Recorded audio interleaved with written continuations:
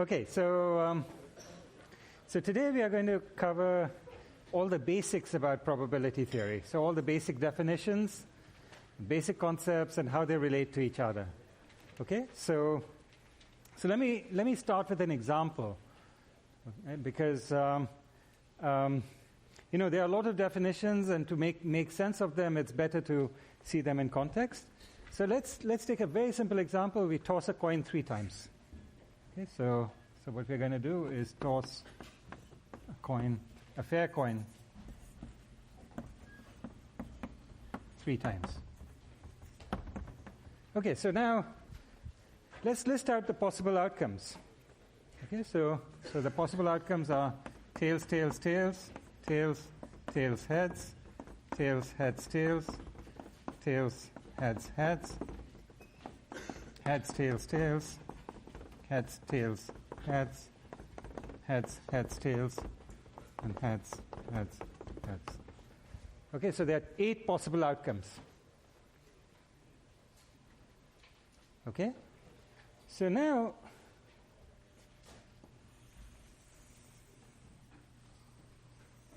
we call this set of 8 things our sample space, and we'll denote it by omega. Okay?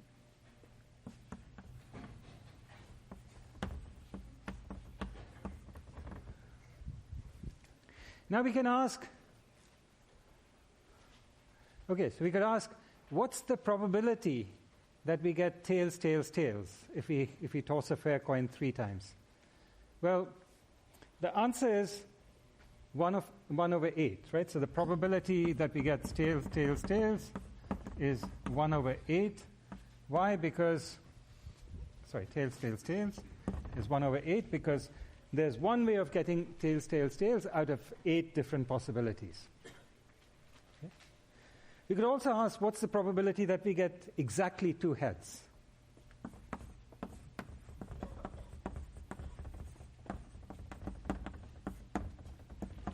Okay, and now we have to figure out which of these possible outcomes is exactly 2 heads, and that's this one, and all these other 3. Right? So it's this one, this one, this one, and this one. Oh, sorry. Probability at least 2 heads. Okay, sorry. Did I want that? Let's make it exactly 2. Okay, exactly 2 heads, and so we want to remove this one. You're right. Okay, so let's remove that one.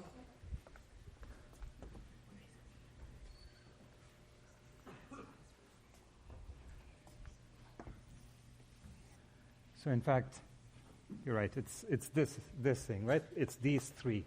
So it's 3 out of 8. Okay.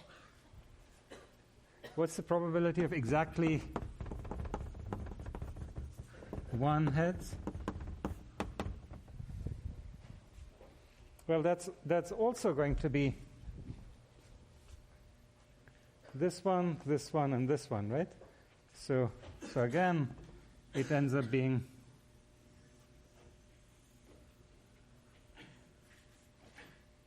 being 3 over 8.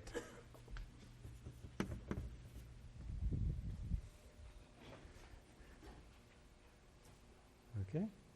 And the probability that you got all heads is exactly 1 over 8. Right? So now, one thing to observe when we are doing probabilities is, well, we have in mind what's the way of getting, this is an event, right? So we toss the 3 coins, and then we want some outcome. The outcome might be exactly 2 heads, or it might say, what's the probability that the majority of are heads? So probability majority heads. Okay, and that's, well, which one is majority heads? It's this, this, this, and that, right? These 4 possibilities. So it's exactly 4 over 8. If I have another color, I could say it. to get majority heads, what I really want is that. Right? It's 4 over 8, which is exactly half. Now, one thing to observe is that what we're doing is we're doing an experiment. We are doing a probabilistic experiment. We toss a coin, fair coin, 3 times. So that's our experiment.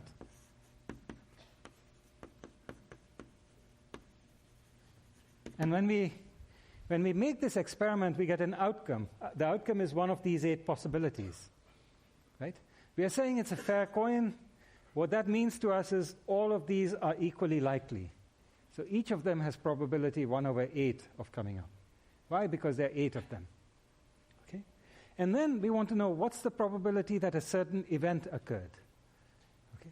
So the event is not the same thing as the outcome. The outcome is you got tails, tails, tails, or tails, head, tails. Right? The event is, was it the case that there were a majority of heads? Okay? So this is an event. So what's an event in terms of this set?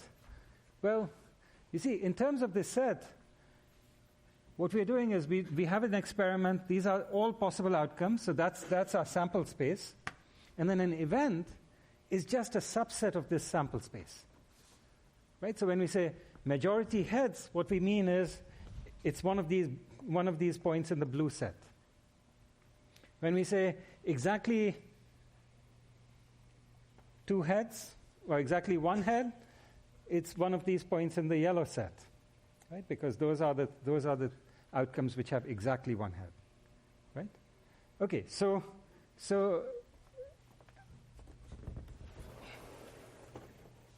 this is our general setup. What we are doing is we are performing a probabilistic experiment.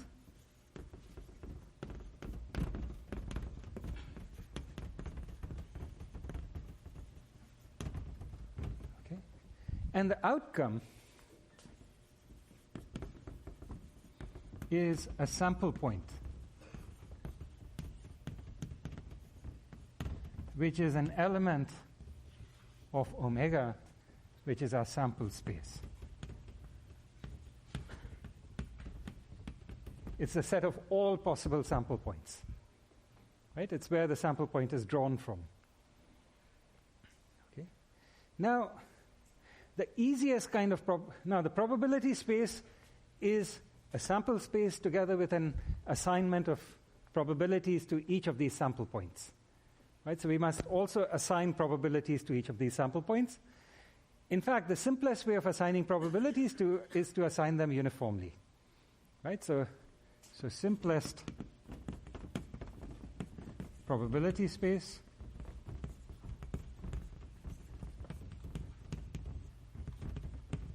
assign probabilities to sample points uniformly, meaning the probability of each sample point, little omega. So little omega is like tails, tails, tails, or heads, tails, heads, is 1 divided by the cardinality of the sample space, right? For every element of the sample space. Okay? So that's the simplest way of assigning probabilities. So that's the case in this coin flipping example. It's a fair coin. All the 8 outcomes are equally likely. Each of them has probability 1 over 8. Okay? And so in general, if you have a uniform sample space, no matter what the size is, if the size of the sample space is 36, each of those sample points is equally likely and has probability 1 over 36. Okay, that's the simplest case that we have. Now, then we have this notion of an event. An event A is just a subset of the sample space. Okay? So we saw various examples of events up there. So there was the event exactly 2 heads.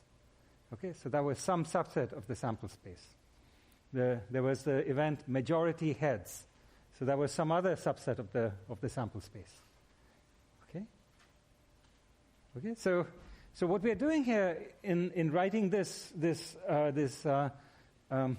we've now created a little language in which we can talk about probability by taking our intuitive notions of probability and then converting them into statements about sets.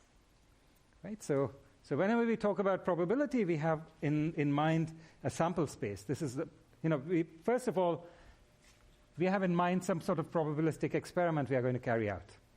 Then, once you think about that experiment, you say, well, there are these possible outcomes that can happen. So let's list out all possible outcomes that can happen. Okay, so that's our sample space. Then for each possible outcome, which is a sample point, we assign a probability. Right? This is a probability of seeing that sample point. Okay? Now, in general, these probabilities do not have to be equal. So,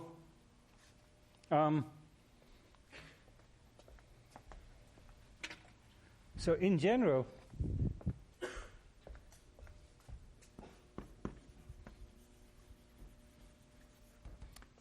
for each sample point,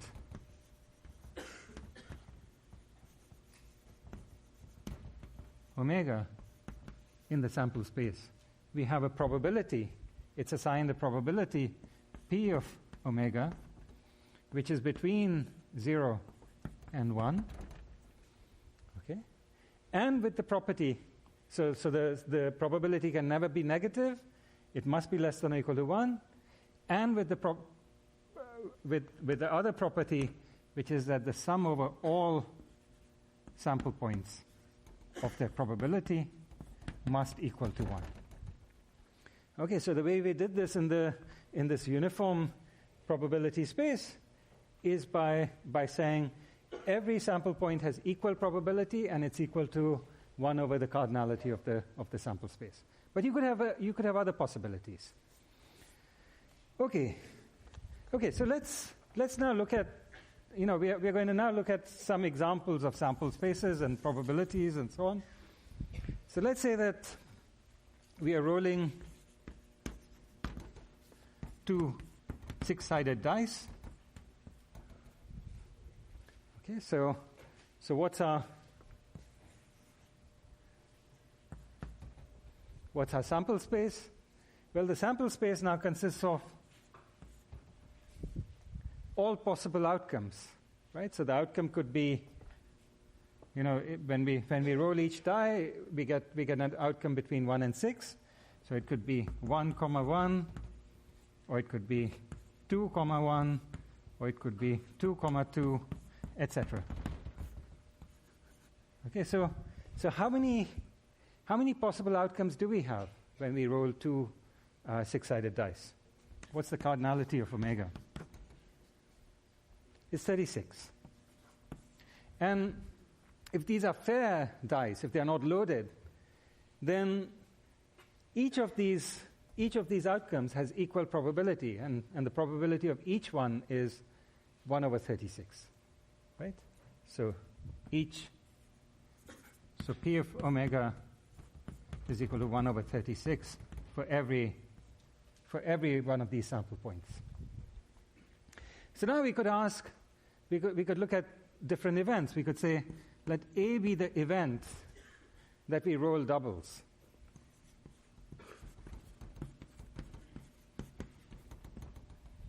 Okay, so what's A? Well, A is a subset of this. Okay, and what subset is it? Well, it's the one where both the outcomes are the same. So you either roll 1, 1, or you roll 2, 2, or you roll 3, 3, 4, 4, or 5, 5, or 6, 6. So now you could say, well, what's the probability of A? Well, it's exactly 6 divided by 36. which is 1 over 6. Right?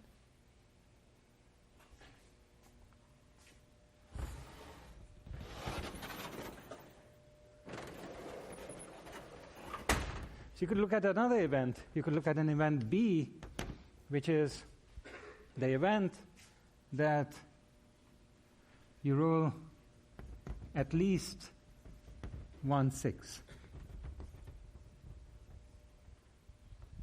Okay. Now you could list it out, but if you want to know what's the probability of B, it's just the cardinality of B divided by 36. So what we want to do is count how many elements there are in B. Okay, so how should we count how many elements there are in B?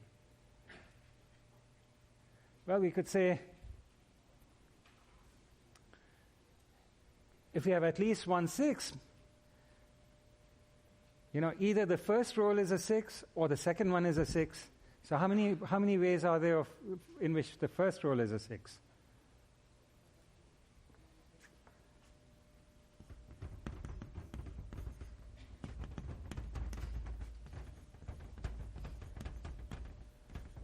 So how many ways are there in which the first one is a 6? If the first one is a 6, the second one can be what? Anything. Right? So there are 6 ways of doing this. If the second one is a 6, how many ways are there? 6. Is that right? No, right? It's not right. Okay, so why is that not right? There's an overlap. Okay, so let's see, what do we mean by this? So here's omega, here's everything. These are the ones where the first roll is a 6. So let's call this set X. So this is the set X. This is where the second roll is a 6. So let's call that Y. Okay. And what we are saying is there are exactly 6 elements in X, there are exactly 6 elements in Y, and what we want is the union of X and Y. Right? Okay, so B equal to X union Y. Okay, but how do we count X union Y?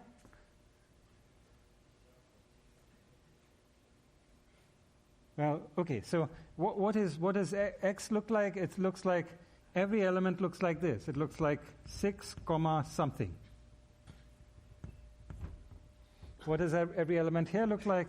It looks like something, 6. And is there an intersection? Yeah, it's exactly something which looks like 6, 6. So there's exactly one thing in the intersection. Right? So there are 6 things in X, 6 in Y, 1 inside both X and Y. Right? So how many are there in all? Well, so you can do it by saying either that there are 5 here, 1 here, right? So that's 6 altogether. There's 1 here, there's got to be 5 here, and so the total is 5 plus 1 plus 5, which is 11. Or you can say, well, cardinality of B is cardinality of X plus cardinality of Y. So now you did 6 plus 6. But now what you've done is you've counted this middle twice. So you need to subtract it off. Minus cardinality of X intersect Y. So that's 6 plus 6 minus 1, which is also 11. So we are good. Of course, if you didn't want to do this, you could do it another way. You could just say, well, you want to roll at least 1/6. The number of ways of doing that is the number of ways of not rolling no 6s. Right? So you look at omega minus B, right? It's no 6s. And how many ways are there of rolling no 6s? In order to roll no 6s, the first roll has to be not a 6. So how many ways are there of rolling not a 6? 5. And how about the second one? Again, 5. No matter what you rolled here, you want to roll not a 6, so there are 5 ways. So that's 25 altogether. So that's the cardinality of omega minus b. So what's the cardinality of b? It's 36 minus 25. So therefore, you get 36 minus 25. So again, this probability is 11 over 36. Okay? Okay. So let's do another example.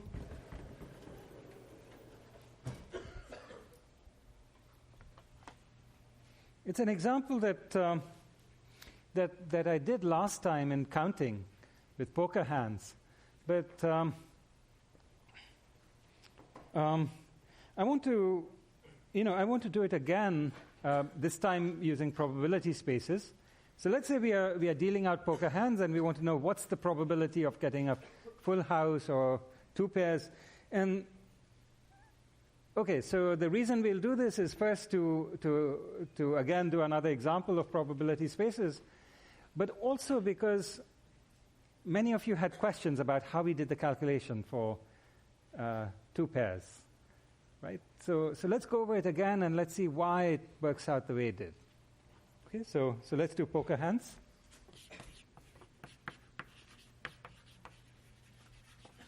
Okay, so now this is an honest-to-goodness probability space. You know, it's not very large, but it's pretty large. Okay, so how many, what's the card omega equal to? So now poker hands, meaning you're dealing 5 cards out of 50, a pack of 52. We'll assume order didn't matter. So cardinality of omega is 52 choose 5, which if you do the computation is about 2.6 million. Okay, so it's a reasonably large size sample space, and so now we want to look at 2 different kinds of hands, and we want to figure out what's the probability of each one. So the first one is a full house. Okay, so what's a full house? You have 3 cards of one denomination and 2 of another. Okay, so it might be something like you have 5, 5, 5, Jack, Jack. Okay, of any suit that you want.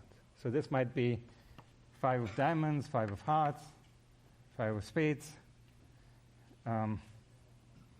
Jack of spades, Jack of clubs. Okay? So now, the way we count this is by trying to use our rules of counting, right? So what do we have? We have the multiplication rule and the division rule.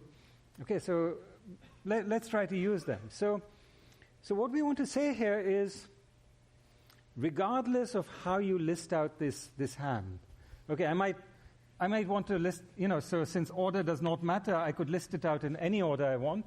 I could list it out as Jack of clubs and 5 of spades and 5 of hearts and Jack of spades and 5 of diamonds. Okay? I claim that, if I were trying to be tricky and I didn't give you the cards in this order. Okay? But if you knew that I like to list, whenever I hold this hand of cards, whenever I have a full house, I always like to put it in this order. Well, what's this order mean? I put it in, there's one denomination which occurs 3 times, one that occurs 2 times. I always put the 3 first and the 2 later. Okay? So let's say that you know this. Now, no matter how I reorder these cards, you can always get them back into this order. Right? Of course, how the suits are arranged, maybe I don't care about that. Okay? But I do, so let's say I don't care in which order these suits are arranged, but but I want to keep the denomination that occurs 3 times first and the one that occurs twice second. So if I see this as a set, if I show you this as a set, you can always reorder it in this format. Okay?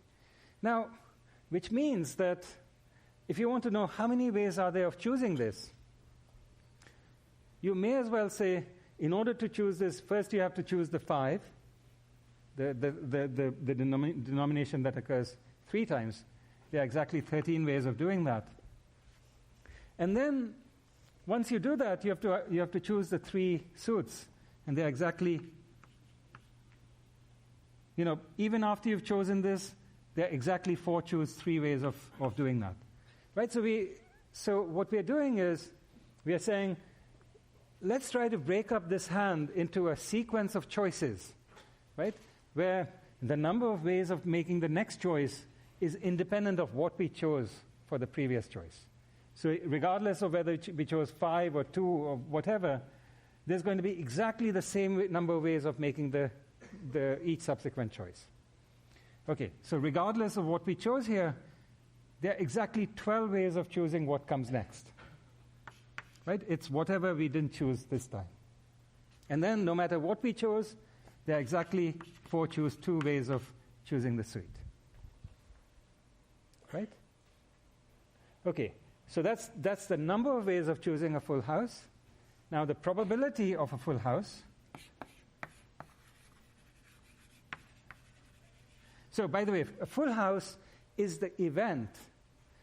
It's the event which has this many elements.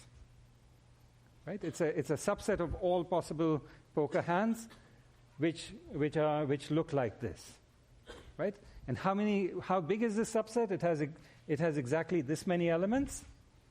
And therefore the probability that you get a full house is the number of elements in this event divided by the size of the sample space, which is 52 choose 5. And if you work it out,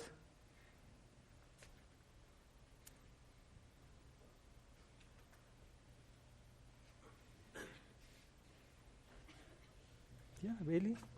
You realize that this is about 1 over 150. Is that true?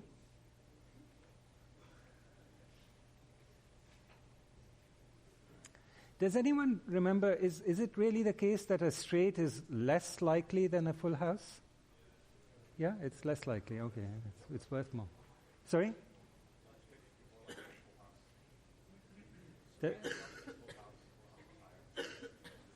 Full house is higher than straight, is it?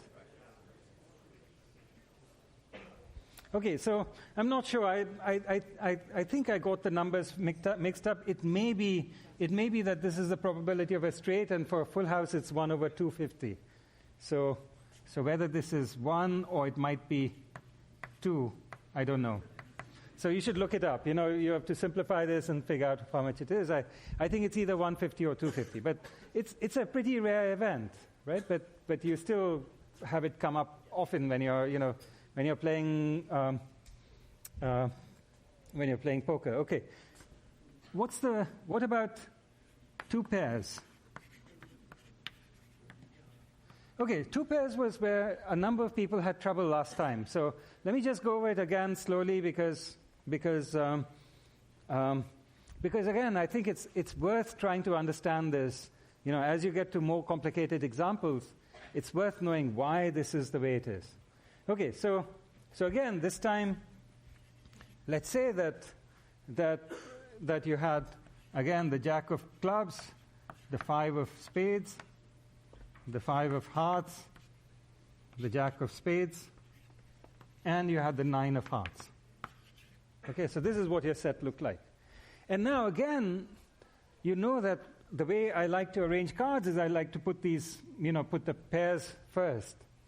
Okay? But now I claim you cannot uniquely order them. Just knowing that I like to put the pairs first, you don't know in which order I want them, right? Because it could be I'd either like to list it as 5, 5, jack, jack, 9, or as Jack, Jack, 5, 5, 9. Right? And you don't know which one it should be. Right? Both of them are possible. Right? So now, you could either count all of these and then divide by 2. Right? Because this is really the same hand. I just listed it out in 2 different ways. Or, if I want to list it out as choices which I make one after the other and I want to use the product rule, then what I should do is I shouldn't list them out twice. What I should say is, really what's happening here is there are 2 pairs. I don't care in which order they occur. So I have 5 and Jack, which both occur as pairs, and then there's 9, which occurs by itself. That's my description of the hand. Right? And then I have to put in the suits, but then once I pick the suits, that's my hand, which is 2 pairs. So now I can go ahead and make these choices.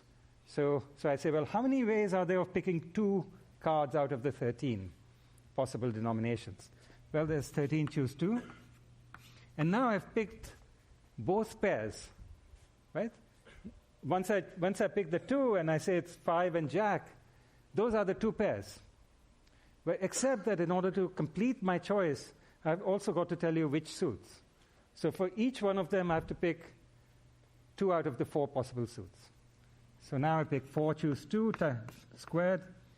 And then for this remaining card, there are only 11 possibilities for denomination and 4 possibilities for suit. Okay? So the main thing is, what I needed here was a representation that allows me to use the product rule. And that's all I was doing here.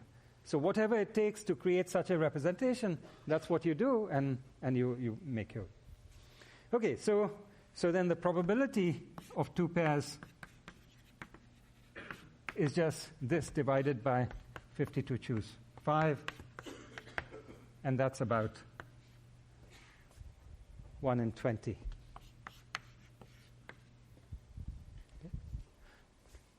So by the way, if you do spend time playing poker, it's worth knowing these probabilities. It'll improve your game a lot.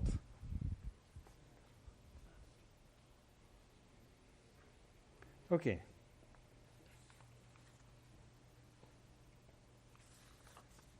Any questions? Yes. Okay, so what is your favorite card?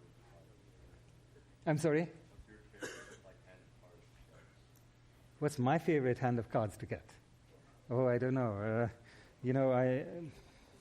I'm not sure I play that much. If you could date any one of them, which one would it be? I'm sorry? If you could date any one of them. Oh my goodness. What? Oh my goodness. Okay. Other questions?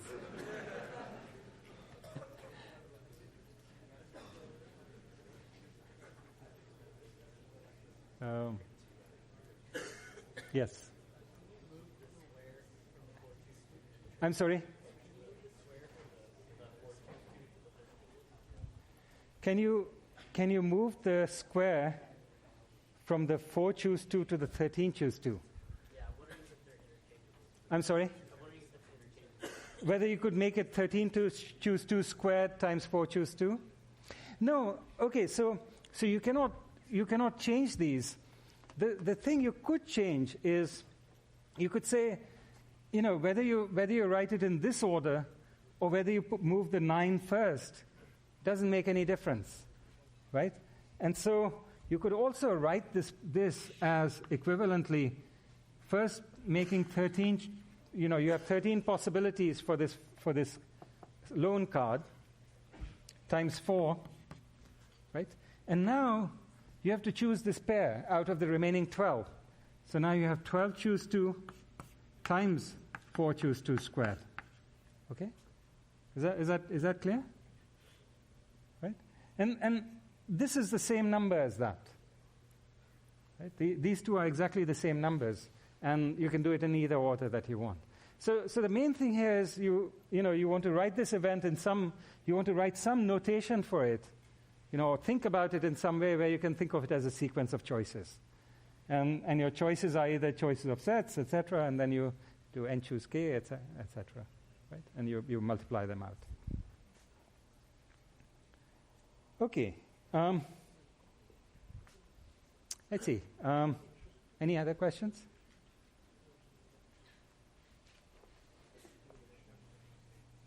Okay, so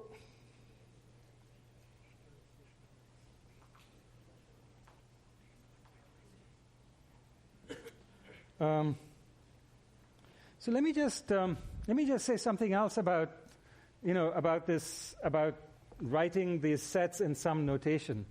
So remember how we said when you're choosing k items, when you're choosing a subset, so you have a set of S of cardinality, you have a set S of cardinality n, and you're choosing a subset X with k elements. And we said there are n choose k ways of doing this. And in order to do this, we said, well, so for example, if your subset was 1, 5, 8, right? Or we write it in any order that we want, right? The order doesn't matter, right? Okay, so in order to, so what we did was we said, the way we use this division rule by saying, well, first you say, how many ways are there of picking this subset where the order does matter, and then you divide by the number of possible subsets. Okay? Now, what would happen if instead you said to yourself, look, corresponding to this subset, there's one canonical way of writing it down. And the one canonical way of writing it down is I sort these elements. Okay? So I write it in order 1, 5, 8. Okay? And now, no matter, so for this subset, I have exactly one way of writing it down. And what if I want to count the number of ways I write it down in sorted order? Okay? So then you say to yourself, well, how many possibilities are there for the smallest element? Well, so you write it down in sorted order, and you say, well, of these three things which were in sorted order, let me just try to count it by multiplication rule and say, well, this one, how many ways are there of choosing this element? Maybe there are n, maybe there are not quite n because you can't choose n for the smallest one, because then you have nowhere to go, right? So it must be at least n minus k, right? So maybe there are n minus k ways of choosing this one. And then after you've chosen this one, how many ways are there of choosing the next one?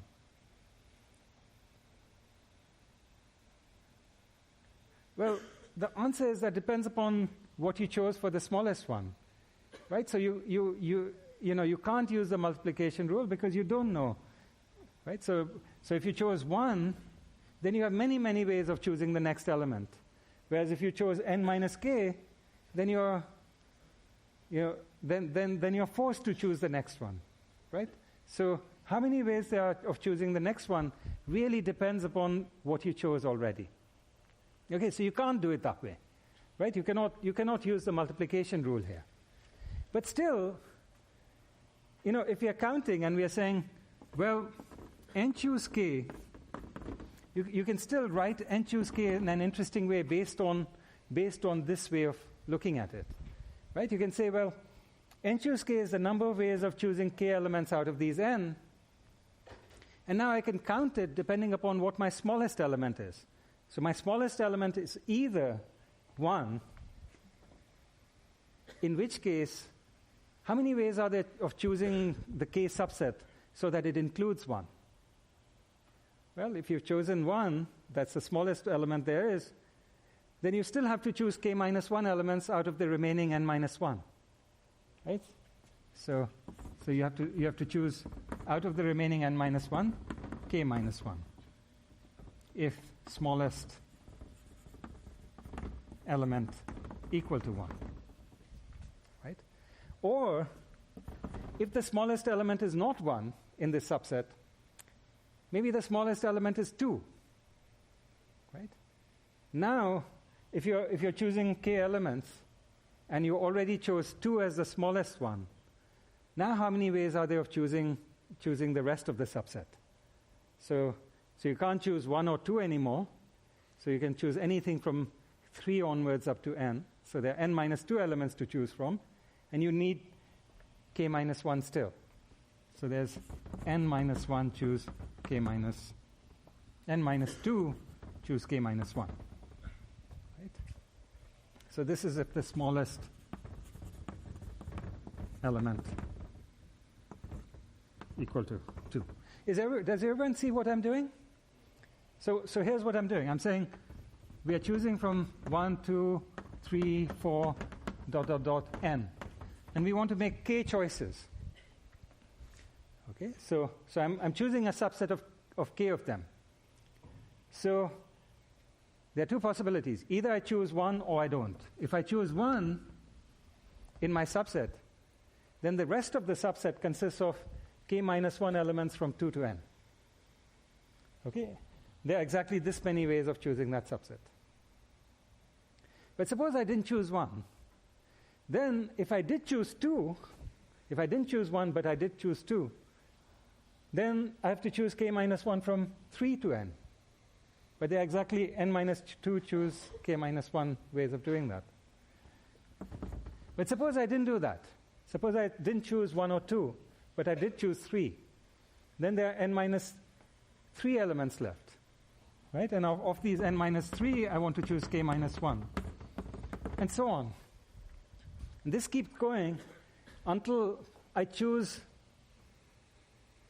the element which is k from the end. Right? And that's the first one I choose.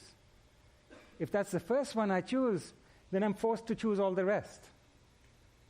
Right? Because there are only k minus 1 left, and I have to choose all k minus 1 of them.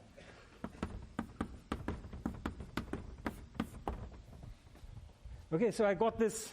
So another way of counting n choose k is to count it like this. Right? Now, in the process, what we got is this identity. Right? We got n choose k is n minus 1 choose k minus 1 plus n minus 2 choose k minus 1 plus so on up to k minus 1 choose k minus 1. Okay? Now you can verify this by actually multiplying it out and adding. You can simplify the expression. It'll turn out to be that. Right?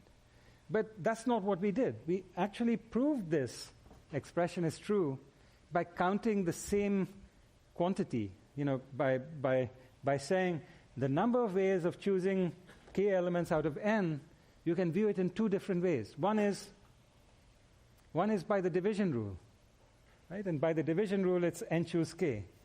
The other is by this different way of counting, right? Where we say, what's the smallest element, and then how much more do we have to go?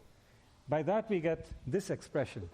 But since it's the same thing we are counting, we must get the same answer, and therefore these 2 must be the same. So this is called a combinatorial proof.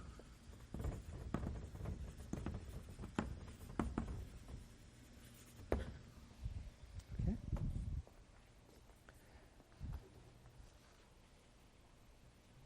So it turns out that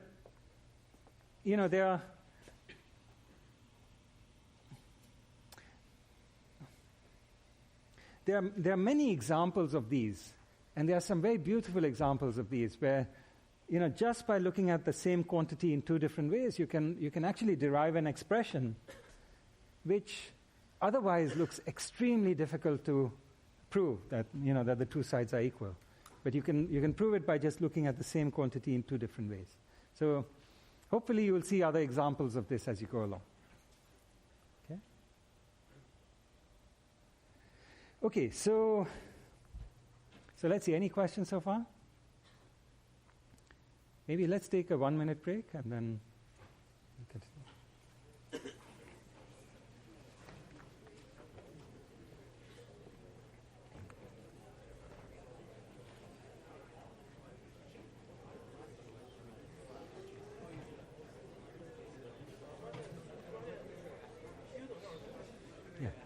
Quick question. So over here, let's say you wanted to choose a hand so that the first 2 cards you choose were a pair, and the second or the second two you choose were another pair, how would you write that? Would it be third? Sorry, first two are pair, So like, as in you choose a jack-jack and then a 5-5, or a 5-5 then a jack. but the order matters to you. Just for those first four cards. So you want to pick two cards back to back. But the order in which they are dealt matters to you. Yeah. So here we are assuming the order doesn't matter. Uh-huh. But if the order matters, then it's much easier, right? Then you would say if the first two are the same, you'd say, well, there are 52 ways of dealing the first card, Okay. 1 over 52. right? And then how many ways are there of dealing the second one? It's got to be the same denomination as this one, right? So there are only 3 ways of dealing the second card. Why 3? Well, because it can't be the same suit. So Oh, okay, that's what you're saying. Yeah. so it's just a different suit. Okay. So, And then for the third card, there would be 50 ways, because it's not. It might be. It's none of these 4, right? So it might be 48, 48. and then 3 ways of dealing the next one. Okay. And then also, just to break that up, let's say you were going to split that into 2. Would it be 13 choose 1 and then 12 choose 1? If you're going to just split this up over here? No, because the fact that you're choosing 2 matters. So there's- Because you can interchange. Oh, okay, that's what you're saying. When you do 13 choose 1 times 12 choose 1, you're saying the order matters to you. Okay. Awesome. Yeah? Thank you. I was going to ask with the minutes obviously over, so I'll ask afterwards. Oh yeah, sure.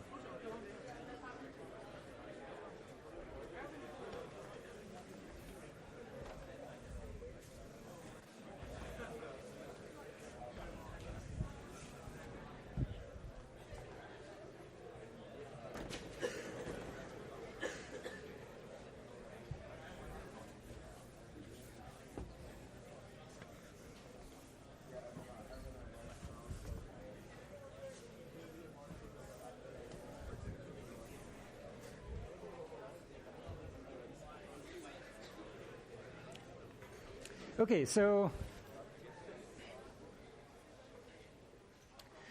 far we dealt with the simplest case where we had uniform probability spaces. So we just said, let's assume that every sample space in omega has the same probability. Okay? But that doesn't have to be the case. So, for instance, you can actually buy these coins which are weighted. So if you toss them, you get a much higher probability of getting heads than tails, right? So you could buy a set of weighted coins so that the probability of heads, let's say, is 2/3, and the probability of tails is 1/3. Okay, so if you were tossing it once, then it's clear, right? Your sample space consists of heads, tails. Right? These are the 2 possible outcomes. And then you assign probabilities to each of these sample points, like this. So you satisfy the rules of probability. Each of these probabilities you have assigned is between 0 and 1, and they add up to 1. So all's well. But now suppose you take this coin and you toss it many times. So suppose you toss it 3 times, like up there. How do you assign probabilities to those sample points? Okay. Well,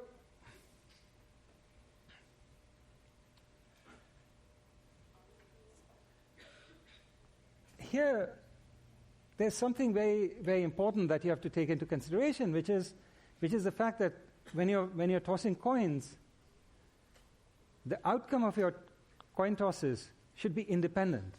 Meaning, no matter what you did with your previous coin toss, no matter what the outcome was, the next coin toss is independently going to come up heads and tails with probability 2/3 and 1/3. Okay? And so, if you have 2 events A and B, we say that A and B are independent events.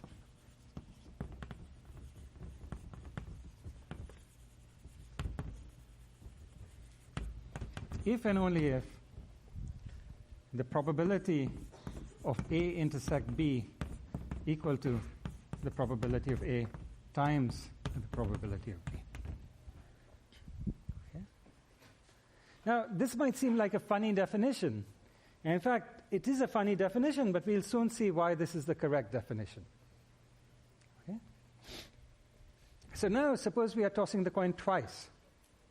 So suppose now our sample space looks like this.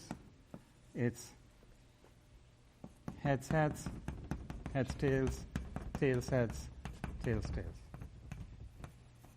And we want to assign probabilities to these four sample points. Okay? So I claim that the correct way to assign these probabilities is to multiply these. Right? So probability of heads, heads is going to be 2 over 3 times 2 over 3. The probability of heads, tails will be 2 over 3 times 1 over 3. 1 over 3 times 2 over 3. And 1 over 3 times 1 over 3. So again, these are between 0 and 1, and they sum up to 1. Okay, so the way you think about this is like this. So you let A be the event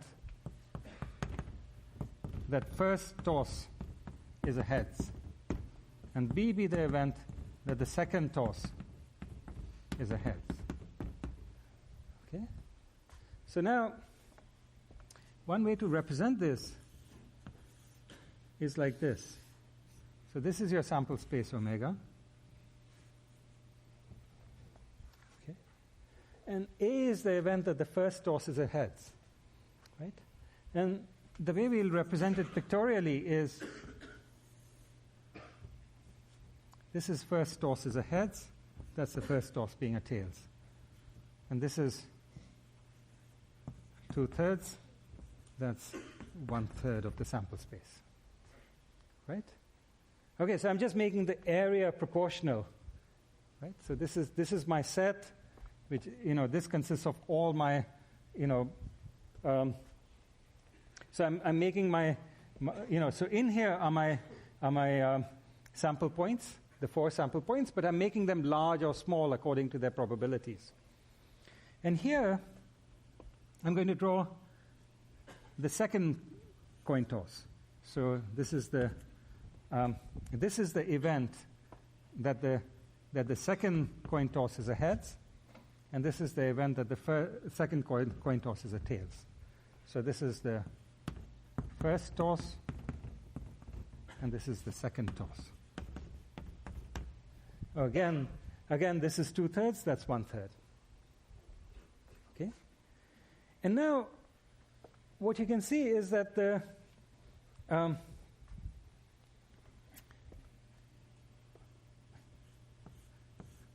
if you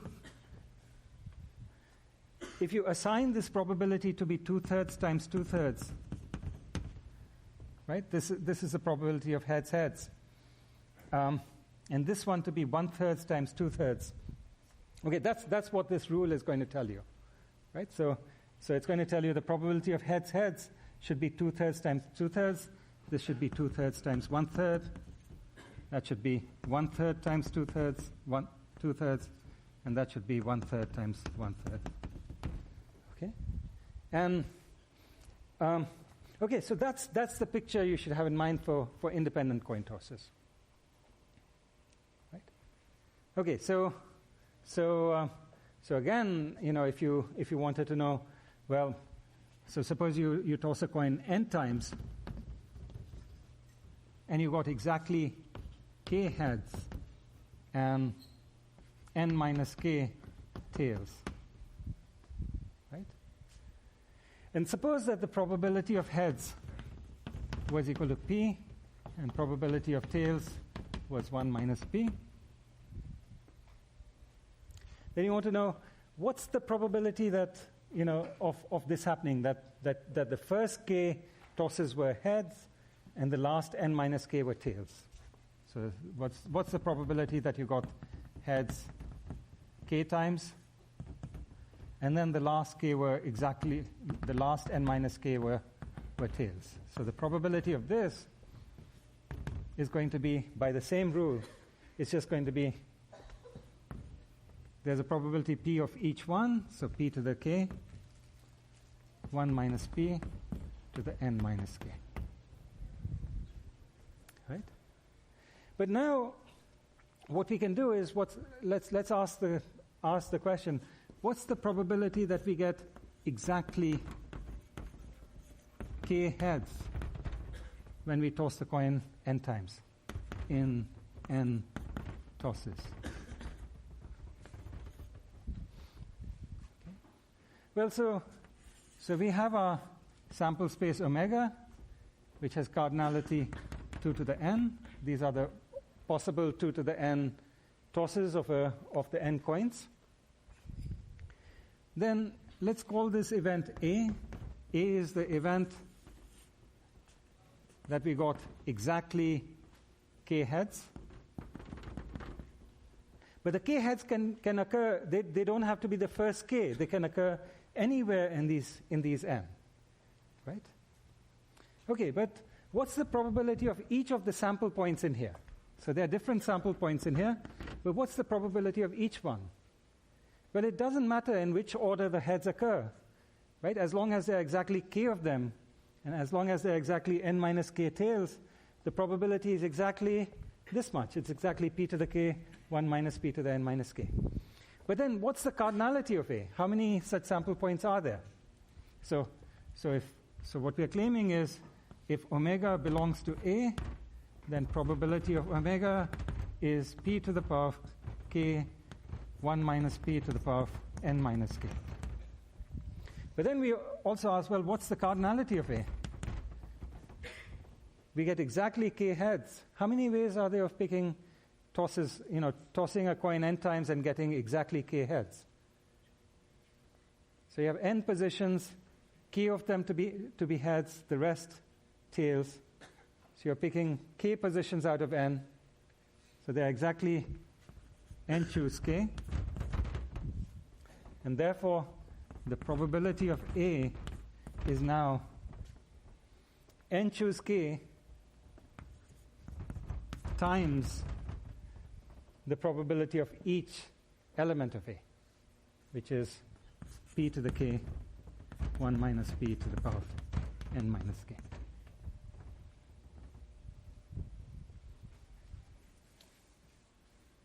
Okay?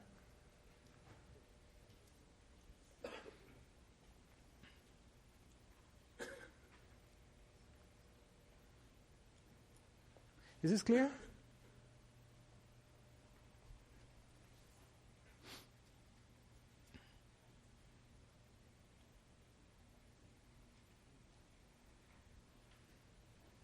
Yes. Why is it n choose k? So remember, we are tossing a coin n times. So think of, example, n equal to 5, k equal to 2. So we are tossing a coin 5 times. We want to know what's the probability we got exactly 2 heads. Right? So, well, there are many ways of getting exactly 2 heads. It could be heads, heads, tails, tails, tails. Or it could be heads, tails, tails, etc. Right? There are many different ways of getting it. Right? Or it could be tails, tails, tails, heads, heads. So how many different ways are there of writing this out? Well, there are 5 positions, out of which I must choose 2 of them to be heads. So there's exactly 5 choose 2, which is 5 times 4 over 2, which is 10. So there are 10 such sequences I can write out. Now, what's the probability of each one of them? Okay, so suppose the probability of heads was 2/3. So then the chance of this one is 2 over 3 times 2 over 3 times 1 over 3 times 1 over 3 times 1 over 3. Right? But what about this one? It's the same thing, right, in a different order. So now to get the probability of this event, I must add up all these probabilities over this set. So it's going to be 10 times this probability. Right? So it'll be It'll be 10 times 2/3 squared times 1/3 cubed. Right? So in general, it's going to be n choose k, which is the number of such ways of getting k heads, times the probability of each such sequence. But what's the probability of that sequence? I must get the k heads, that's p to the k, and the n minus k tails, which is 1 minus p to the n minus k. Yeah?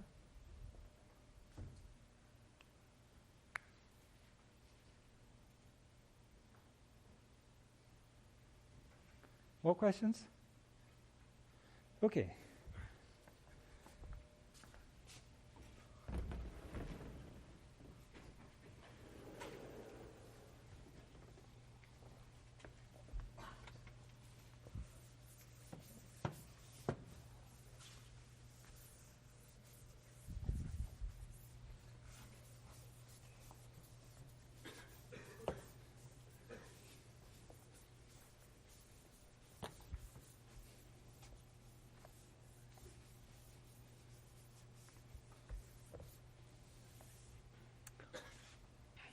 I'm curious, how many people here are seeing this for the first time? How many people are completely bored? Oh, yeah, okay. Well, let's try to pick up the speed then. Okay, so let's talk about conditional probability.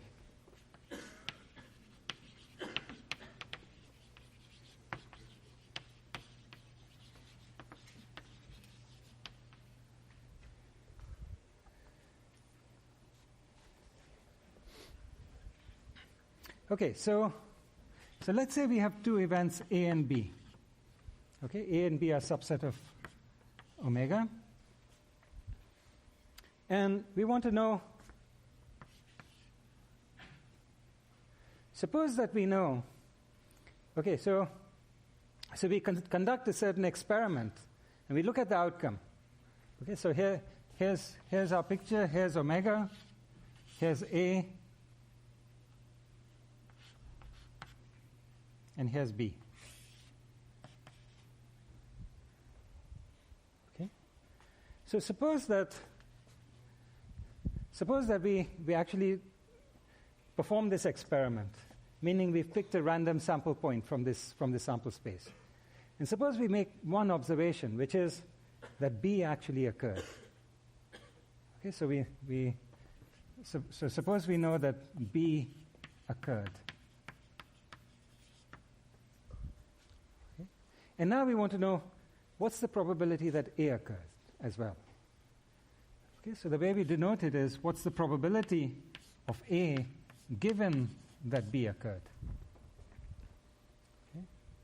And so before we knew that B occurred, the probability that A occurred was this area divided by the area of omega. Right? You can think of probability as if it was a uniform probability, and if these sets are proportional to their sizes, then it's this size divided by that. That was the probability of A. But now, once you know that B actually occurred, then you know that you're sitting inside of this set. So what you really want is this area divided by that area. Right? So this is the probability of A intersect B divided by the probability of B. Okay? So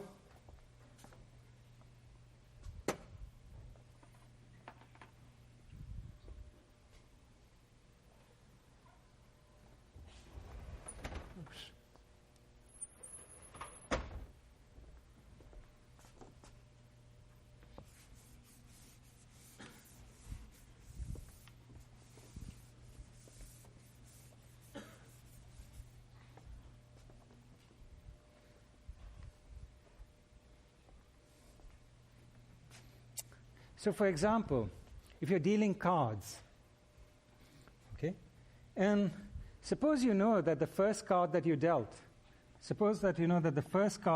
was an ace. Well, what was the chance that, so now, given that the first card was an ace, what's the probability that the second card is also an ace? Okay, so if you did not know that the first card was an ace, this would be 1 over 13, right? But given that you know it was an ace, now what you know is you're left, you only have 51 cards left over, and of those, 3 are aces, right? So the probability second card is also an ace, given that the first is an ace. This is 3 over 51. Right? Okay, so how do you compute it as A intersect B over probability of B? Okay, so, well, this is how you do it. This is the probability. What's A intersect B? What's A and B? A is this event. B is second card is all. Sorry, this is A. This is B. You're given that the first card is an ace, and you want to know what's the probability that the second one is also an ace, right? So this is the probability that of A intersect B, which is that both of them are aces. Okay, what's the probability that A and B are both aces? The first 2 cards are both aces. It's so divided by the probability that the first is an A. Right? Is this clear? Okay. Okay, so I claim that if you work this out, you will get the same number, but I'm not going to go through the calculation right now because let me just try to do another example to work through this.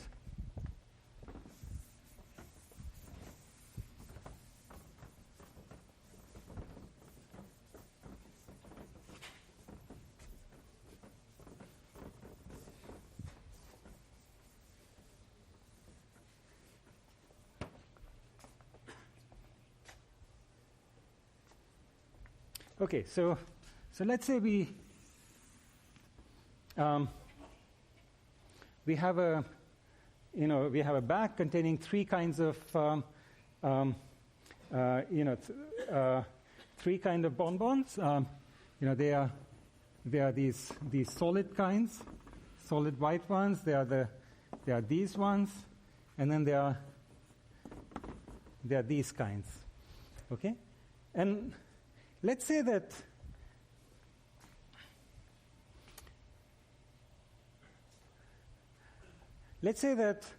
you figure out what's the probability that if you draw one of these at random, what's the probability of drawing this kind? Okay, well, it would be, if it's a uniform distribution, you'd get 3 divided by the total number, which is 8. But now, suppose you know that in fact, when you're picking at random, suppose you already felt the shape of the bonbon, and you know that it wasn't one of these square kinds. Okay? So, given that it's not the square kind,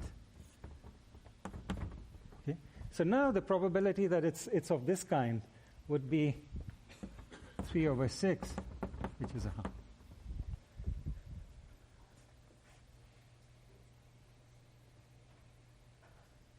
Right? Okay. So, but now let's go ahead and look at this and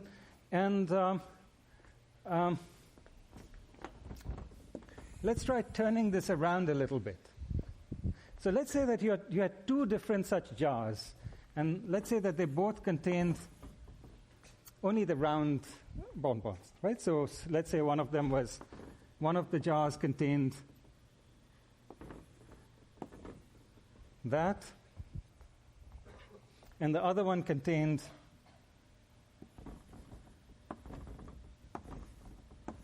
that.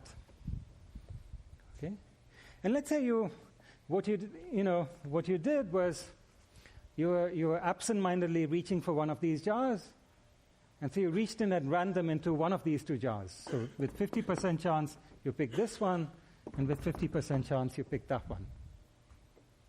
Okay? And let's say that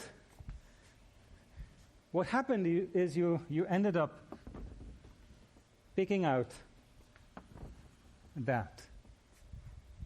Okay? So now what you want to know is, given that you happen to pick out that one, that kind, what's the probability that you pick the first jar? Sorry, maybe I want... Okay? I just want the jars to be different from each other. So we want to know, what's the probability that you pick the first jar, given that you pick this kind of bottle? Okay? So how do you answer such a question?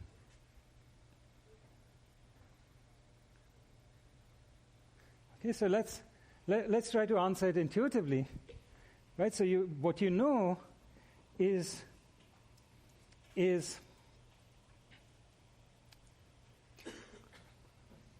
your probability of picking each of these was 1/8.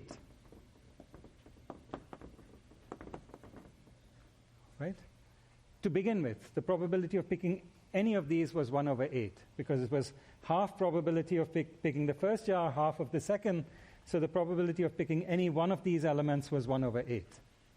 But now you did the picking, and you know that you picked from this set. Right? You're going to pick with probability 1/8 any of them, but you actually happen to pick one of these elements. Right?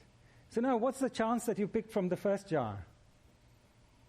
I claim that it would be 3 out of 4.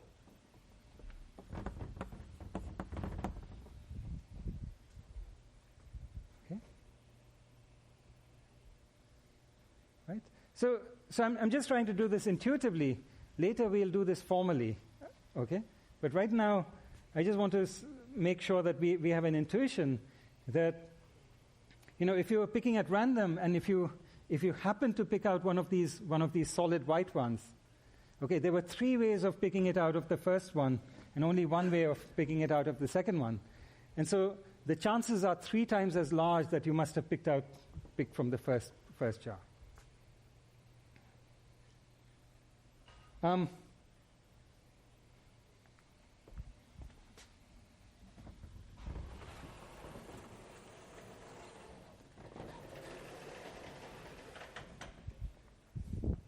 Let me go ahead and do one more example. So suppose we had the same sort of an example where there were 3 ways of doing this, but here we just had two choices. Okay, and you picked each of these jars with 50-50 probability. And again, you picked one of these solid elements, okay? So what's the probability that you pick the first jar, given that you picked the solid guy?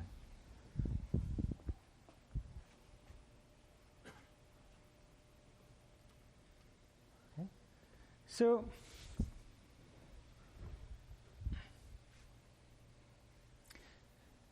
again,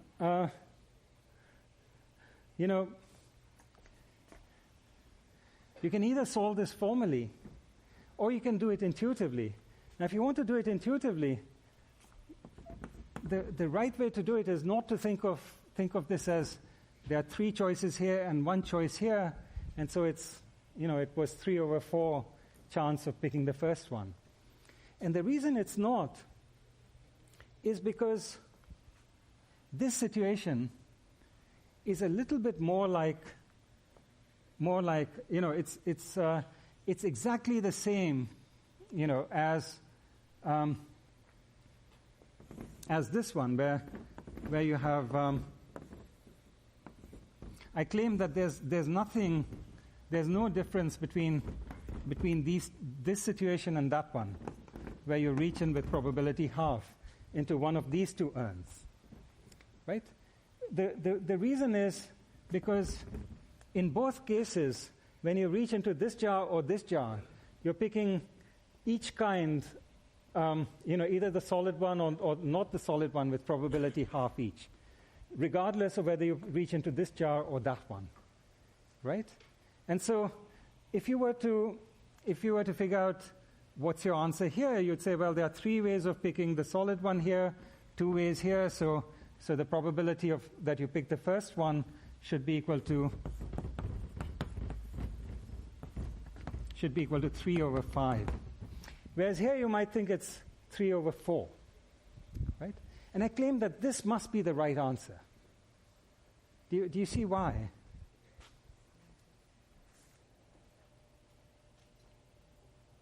You see, because what we must do is we must equate equal things.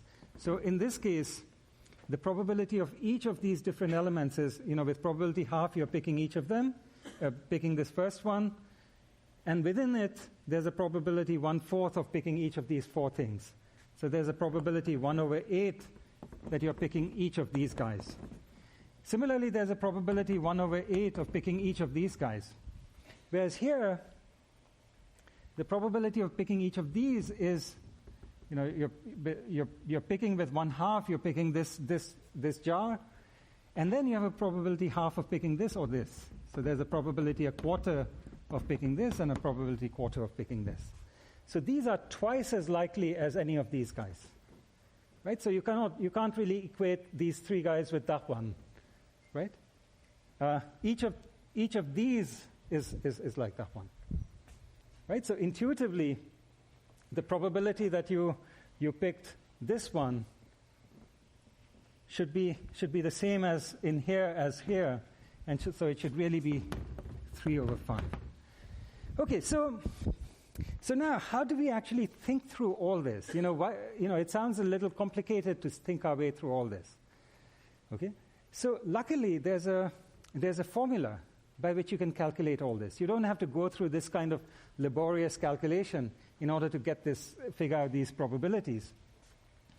It turns out this is a very common situation, and there's a formula called Bayes' rule, which tells us exactly how to answer questions of this kind. And this kind of question is actually very canonical. And the reason is that, you see, these bins, in general, these might correspond to, for example, these might be 2 possible medical conditions that a patient has. And these balls might correspond to the outcome of a certain medical test. Okay? So now, what's the story one can tell behind this? The story one can tell is, well, you have a patient come into your clinic, and you don't know what kind of patient it is. You know that 50% of the patients these days are suffering from strep throat, let's say. Okay, so that not 50% of the people off the street, but 50% of the people who come into your clinic with all the symptoms. 50% of them actually have a strep throat, and 50% don't, right? So now you go ahead and do a certain medical test. But the medical test is not 100% reliable, right? So on patients who actually have a strep throat, the test comes up positive 75% of the time. But even for people who do not have strep throat, it comes up positive, let's say, with some percentage chance. And now what you want to know is, given that the test came up positive, what's the chance that this patient actually had strep throat? Okay? So that's like asking, given that you picked this kind of a bonbon, what's the chance that the actual jar you picked on was the first jar? Right? It's the same question.